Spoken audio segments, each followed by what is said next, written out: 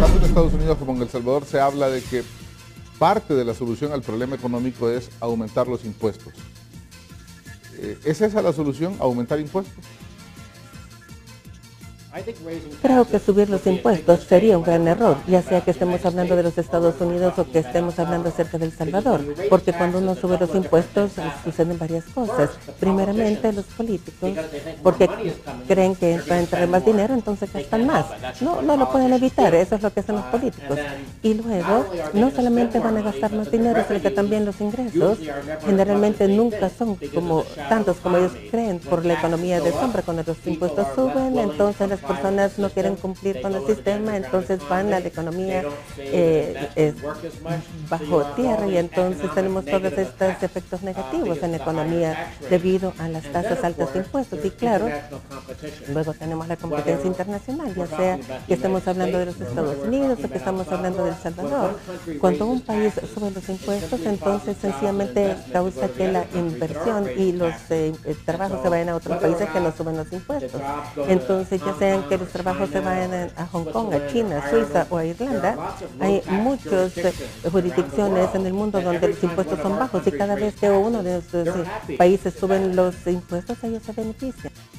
Sin embargo, hay quienes piensan que el Estado tiene que intervenir proveyendo servicios más eficientes y más amplios de educación, de salud, de pensiones, en fin, atender a los adultos mayores, a los que están en zonas marginadas o marginales. ¿Qué rol ves jugando tú al Estado en atender a aquellos que están en la parte más abajo de la pirámide económica y con qué recursos va a financiar el Estado esos servicios? La evidencia en todo el mundo parece indicar que los gobiernos hacen un trabajo bastante pobre dando ciertos servicios. Y tomemos pensiones, por ejemplo. En muchos países, como en Grecia, como en los Estados Unidos, tal vez en El Salvador también, los gobiernos han prometido pagarle a las personas una cierta cantidad de beneficios, pero no tienen el dinero para hacerlo. Entonces las personas que están dependiendo del gobierno encuentran que esas promesas de los políticos no significan mucho, pero que hay muchos países en todo el mundo, incluyendo muchos en Latinoamérica, pero también en lugares como Hong Kong y Suiza y Suecia y Australia, que han establecido cuentas personales de retiro donde las personas ahorran el dinero en el sector privado. Son ahorros reales, no solamente es una promesa vacía de los políticos.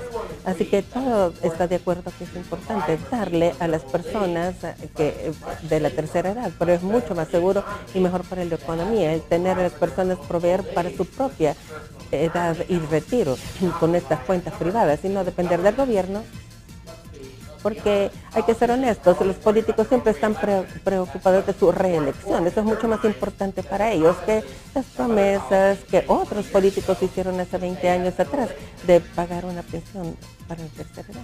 ¿Tú crees que los políticos, no estoy hablando de los políticos solo de los políticos de El Salvador, sino que los políticos alrededor del mundo están dispuestos a hacer promesas falsas o a decir mentiras a cambio de votos, de promesas que no puedan o de acciones que no puedan cumplir? Yo no sé si los políticos realmente están mintiendo, pero yo sé que hicieron promesas que no se pueden cumplir. Y el problema es que los políticos generalmente solamente piensan en la siguiente elección, así que tienen un horizonte de tiempo muy corto. O sea, siempre que pueda mantener estos 2 o 3 años para mi reelección, eso es lo único que les importa. Y los problemas que están creando y que estamos viendo con el colapso de Grecia, el colapso de Portugal, los problemas fiscales en España, en Italia, han hecho tantas promesas y los gobiernos ya están tan grandes y no hay manera como ellos puedan subir los impuestos suficientes para mantenerse, porque cada vez que ellos suben los impuestos destruyen la economía más. La regla dorada de la política fiscal, y esto es lo que no entienden, la regla de oro es que el sector privado tiene que crecer más rápido que el gobierno, cuando es lo opuesto. Cuando los gobiernos crecen más rápido que el sector privado, inevitablemente, tal vez no hoy, tal vez no dentro de 5 años, pero inevitablemente eso nos lleva al colapso fiscal.